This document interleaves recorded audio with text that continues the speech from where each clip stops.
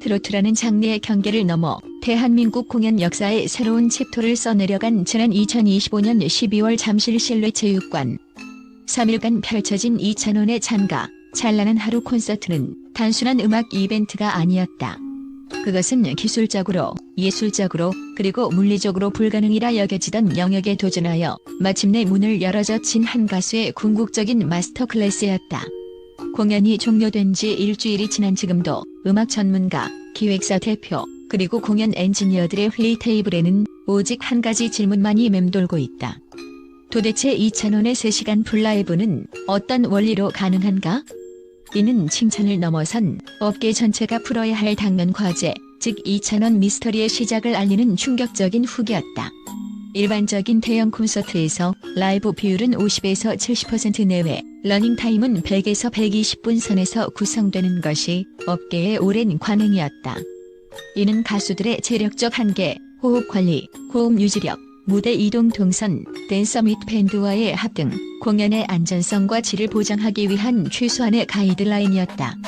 그러나 이찬원은 이 모든 불문율을 깨고 3시간 동안 풀밴드와 함께 360도 회전 무대 위에서 전곡 라이브를 강행했다. 그리고 여기서 드러난 비공식 기록은 업계에 핵폭탄급 충격을 안겼다. 공연 음향 엔지니어들이 사후 분석한 데이터에 따르면 3일간의 공연 평균 라이브 흔들림 지수는 0.8%를 기록했다. 이는 일반적으로 라이브 강자로 평가받는 최정상급 보컬리스트들이 2%대 이하를 유지하는 것조차 극히 어렵다는 점을 고려하면 인력으로 달성 가능한 수치의 최하단에 해당한다. 한 익명의 베테랑 음향 감독은 마이크 게일을 조정할 필요가 거의 없었다. 그의 음악과 호흡 패턴은 기계처럼 일정했다. 이는 타고난 재능을 넘어 완벽하게 통제된 루틴의 결과라며 경악을 금치 못했다.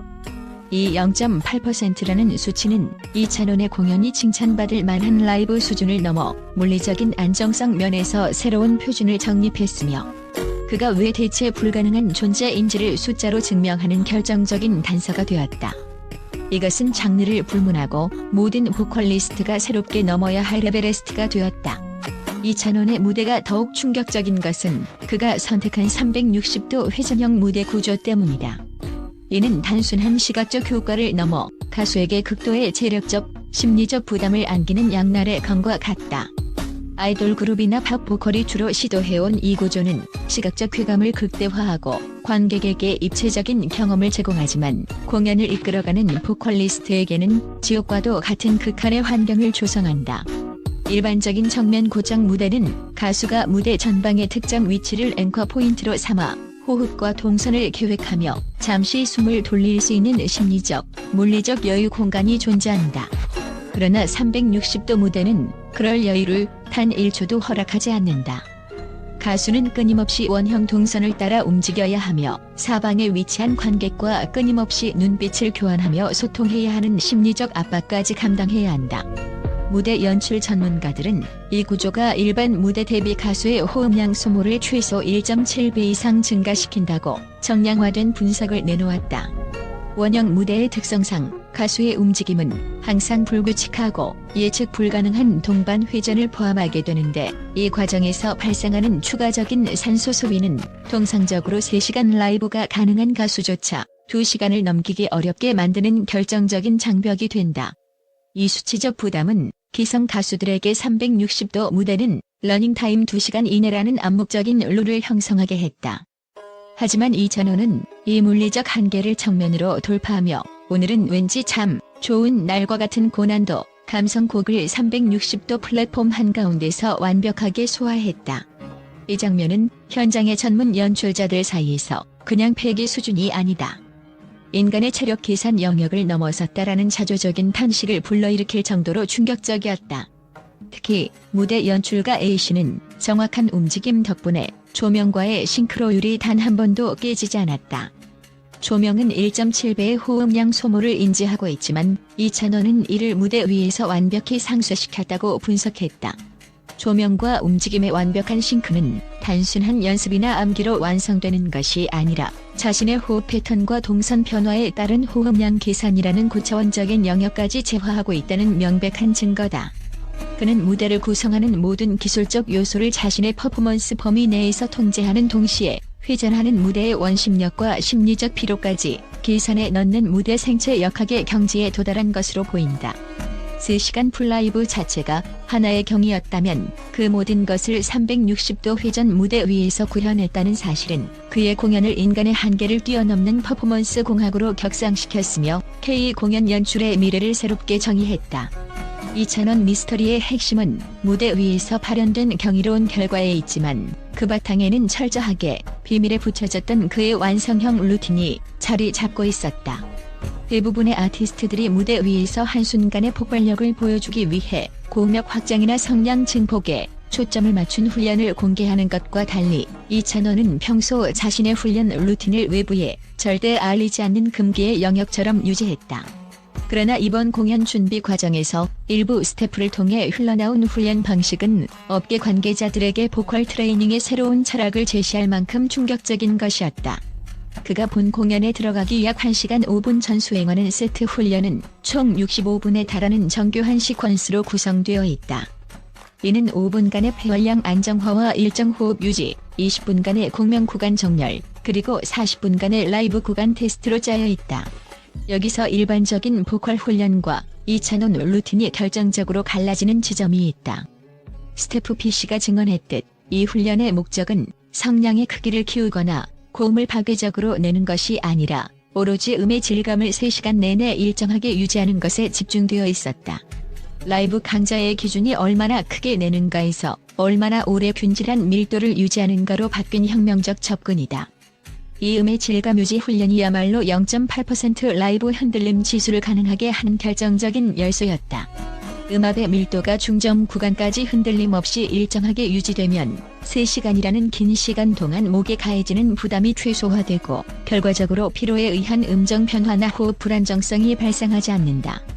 이는 보컬 지구력의 패러다임을 강하게에서 일정하게로 바꾼 혁명적 접근이다. 또한 이 루틴은 정신적인 영역까지 지배한다.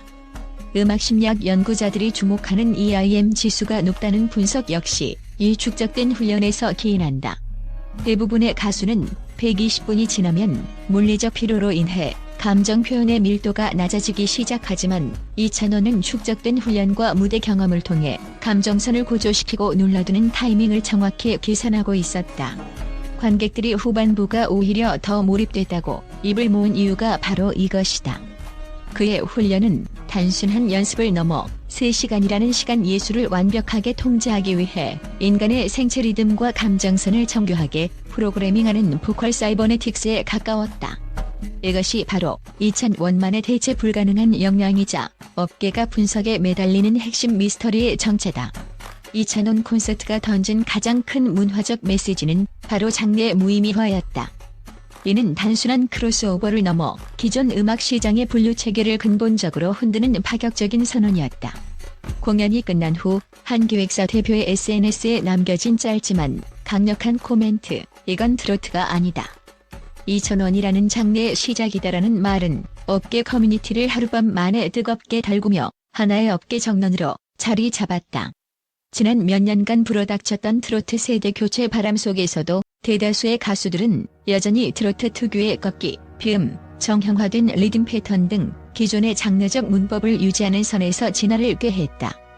하지만 이찬원은 완전히 다른 방향, 즉 하이브리드 장르 공존의 길을 택했다. 그의 무대는 표면적으로는 트로트의 핵심 가치인 깊은 감정선이라는 강점을 견고하게 유지했다.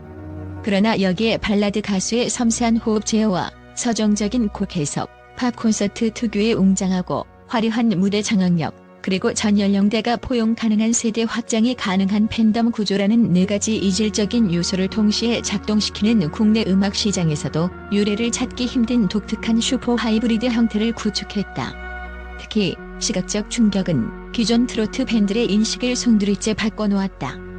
레이저 연출과 앰비언트 사운드를 결합해 만든 도입부의 공간감은 마치 SF 영화의 오프닝을 보는 듯한 착각을 불러일으켰고 일부 관객들은 팝스타의 공연을 보는 줄 알았다는 극찬을 쏟아냈다.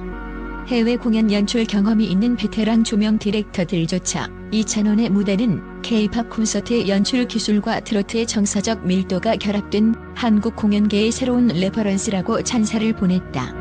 이러한 무대 연출의 혁신은 그의 음악적 시도와 맥을 같이 한다. 단순히 명곡을 재해석하는 수준을 넘어 정규 2집 찬란에서 시도했던 실험적인 사운드와 편곡이 이번 투어의 확장적 연출과 결합하며 시너지를 폭발시켰다.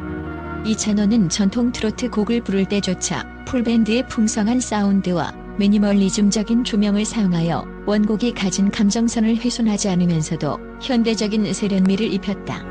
이는 그의 음악적 시도가 크로스오버라는 단계를 넘어 장르를 분류하는 행위 자체가 무의미한 새로운 경지에 도달했음을 선언하는 것이나 다름없었다. 이찬원은 더 이상 트로트 가수라는 좁은 틀에 갇히지 않는다. 그는 대한민국 대중음악 시장에서 트로트의 영향력을 전례 없이 확장하는 한편 동시에 K-팝의 첨단 연출 기술과 발라드의 섬세한 표현력을 완벽하게 흡수한 이찬원 유니버스를 창조했다.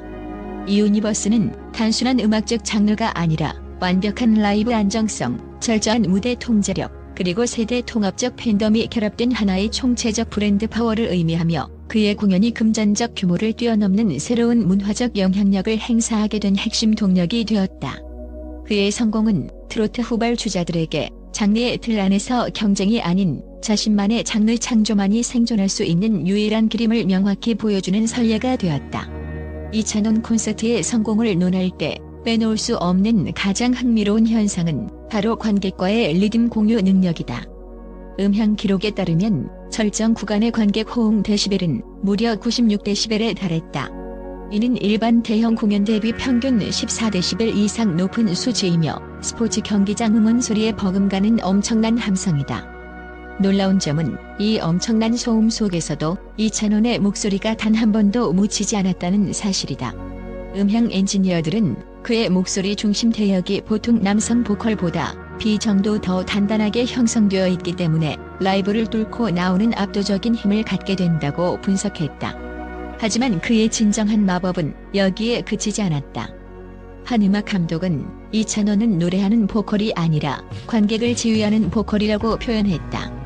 예를 들어 눈물을 감추고를 부를 때 그가 의도적으로 살짝 템포를 늦춘 순간 객석의 박수가 동시에 늦춰지는 현상이 포착되었다. 이는 그가 단순히 노래를 전달하는 것이 아니라 관객의 리듬과 호흡을 실시간으로 조정하고 통제하는 능력을 갖추고 있음을 의미한다. 심지어 공연 후반부로 갈수록 관객의 몰입도가 더 높아지는 현상 역시 이찬원이 관객과의 감정선을 3시간 내내 완벽하게 유지하고 공유했기에 가능했다. 흔들림 0.8%의 라이브 안정성, 360도 무대를 버티는 호흡 계산 능력, 그리고 96데시벨의 함성 속에서 리듬을 통제하는 통찰력. 이 모든 요소들이 결합하여 이찬원이라는 가수를 대한민국 공연계를 뒤흔든 하나의 최대 미스터리로 만들어냈다.